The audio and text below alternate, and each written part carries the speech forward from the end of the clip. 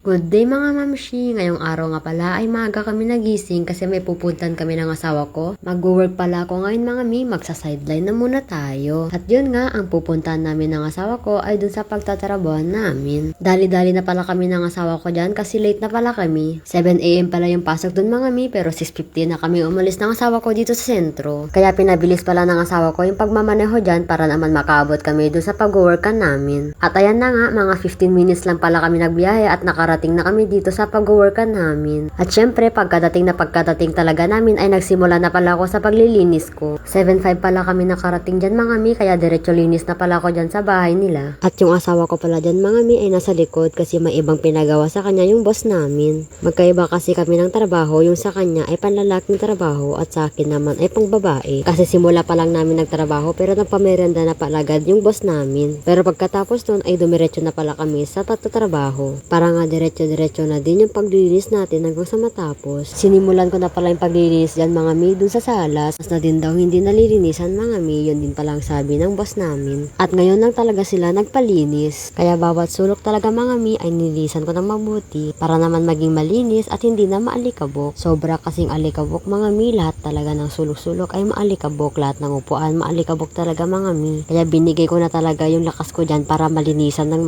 tong bahay nila. At syempre pagkatapos ko pala linisin lahat ng alikabok, walisin ang mga sulok-sulok, ay kinuha ko na pala yung map nila para naman maging doble linis dito sa loob. Pagkatapos nyan mga mi, ay nilinisan ko na din pala dun sa harap at andun din pala yung asawa ko kaya tinulungan niya pala ako maglinis kasi nag-rest naman daw siya sa work niya. Kaya ayun, tinulungan niya na lang pala ako para madali namin matapos. At para naman kumintab at maging malinis na tong bahay nila ay naglagay na din pala ako ng floor wax. Bawat sulok nga pala ay naglagay ako ng floor wax para maging malinis na talaga tong bahay nila. At pagkatapos naman sa loob ay dito naman ako sa kusina kung saan ito na yung magiging last na work natin. Grabe talaga yung gulo mga mi, ilang months na daw kasi hindi nalilinisan. At ayan, andyan pa rin yung asawa ko kasi tapos na pala siya sa work niya. Kaya tinulungan niya na pala ako dyan kasi hapon na yun mga mi, mga alas 3 na pala dyan at mag alas 4 na. Pero bago namin tapusin ay pinagkape na pala kami ng boss namin kasi konti na lang naman na daw yung lilinisin namin. Maghugas na lang pala kami ng mga pinggan at lilinisin itong lababo nila. At ayun na nga,